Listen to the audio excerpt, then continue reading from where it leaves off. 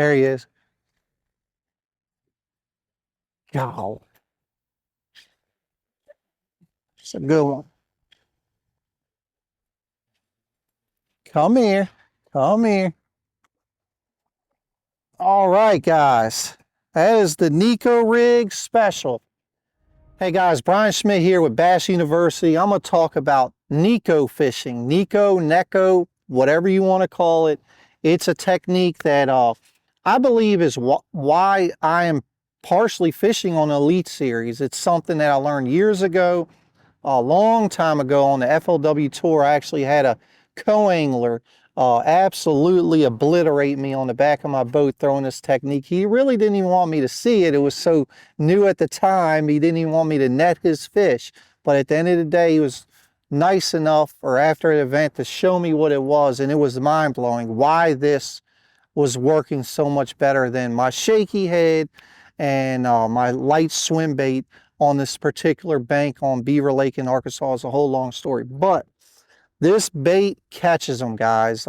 This is something I believe is a very, very finesse-y presentation. And we're trying to put our heads on why it is so good. I believe this is something that you can't mess up. How about that? You cannot mess this up. It's something that as long as you get it out there, get it in the water, you have decent equipment, get it around a bass, you have a chance to catch that fish. You cannot control how this thing sinks. That is the biggest key. The sink is a big deal. You know, does it scoot a certain way? Does it shimmy this way? You really can't control that too much, but you just got to know that that presentation can trigger a bite at any time. Great for all species, guys, too. This is a technique that will catch spotted bass, largemouth, smallmouth. I personally have caught all three and really quality fish, to be honest, as well.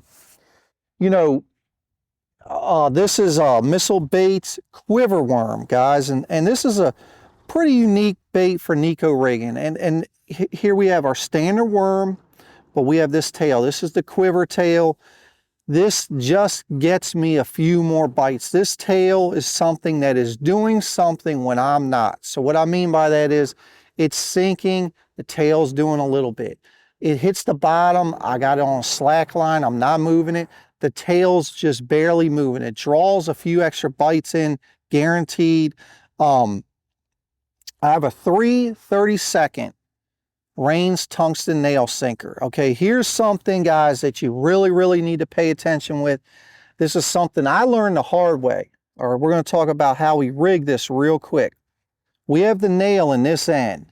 Okay, we have our hook point towards the weighted end. All right, so I want you to think about how a fish bites something. So she comes up, she blows this in, sucks this into her mouth, okay? That weight naturally is going to keep this end down a little bit. So when it blows in her mouth, it's going in like this. She has it.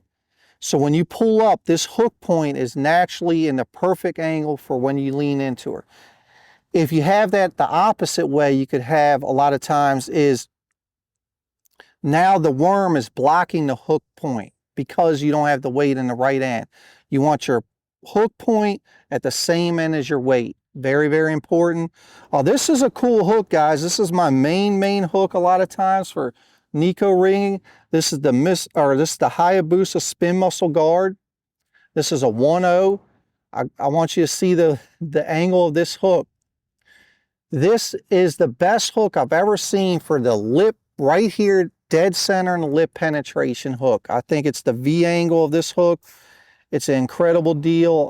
Caught a lot of bass on this. Very, very light weed guard. I don't like a heavy duty weed guard for this presentation.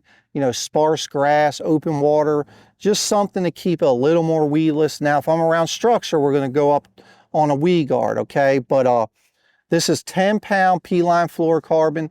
I'll go down to 6. I'll go down to 8. 10 is about the max I like doing for Neko rigging, open water style, etc.